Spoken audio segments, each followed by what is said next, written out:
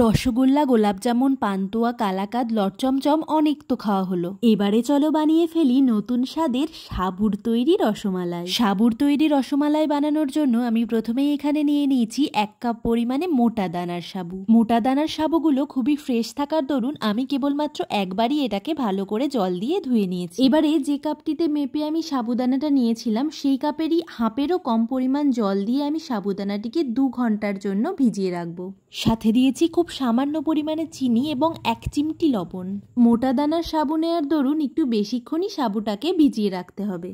অন্যদিকে আমি নিয়েছি পরিমাণ মতন কাজু বাদাম, কিশমিশ এবং 3টে ছোট এলাচকে ফাটিয়ে নিয়েছি। এবারে আসছি মালাই প্রিপারেশনে। এই কাপটির 4 কাপ পরিমাণ জল আমি এখানে ব্যবহার করছি। জলটা সামান্য গরম হয়ে এলে আমি এখানে 4 কাপ জলের জন্য ভর্তি 8 চামচ গুঁড়ো দুধ ব্যবহার করছি। গুঁড়ো দুধটা জলে ভালো করে মিশিয়ে নেওয়ার পরে আমি প্রায় 15 মিনিট মতো মিডিয়াম ফ্লেমে এটাকে খুব ভালো করে জাল করে নিয়েছি। এবারে আমি রেডি করে রাখা কাজু, কিশমিশ এবং এলাচগুলোকে এই দুধে অ্যাড করলাম। এরপর আমি আবারও লো টু মিডিয়াম ফ্লেমে ভালো করে 10 মিনিট জাল করে নিলাম। এবারে 2 ঘন্টা আগে ভিজিয়ে রাখা সাবুদানাগুলোকে আমি মিক্সিতে সামান্য পেস্ট করে নিয়ে হাতে ঘি লাগিয়ে ছোট ছোট বল বানিয়ে নিয়েছি।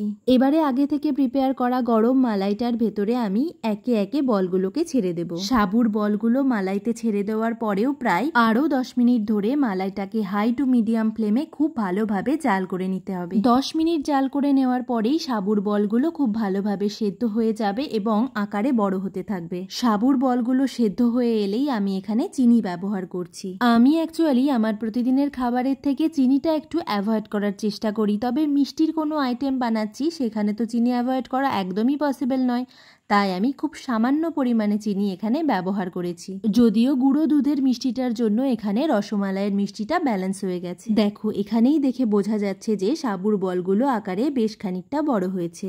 ব্যাস তৈরি হয়ে গেছে আমাদের নতুন স্বাদের সাবুর রসমালাই। আমি যদিও খুব একটা মিষ্টি প্রেমী নই, তবে মিষ্টি প্রেমী মানুষেরা কিন্তু খুব সহজেই বাড়িতে এই আইটেমটা বানিয়েই ফেলতে পারো।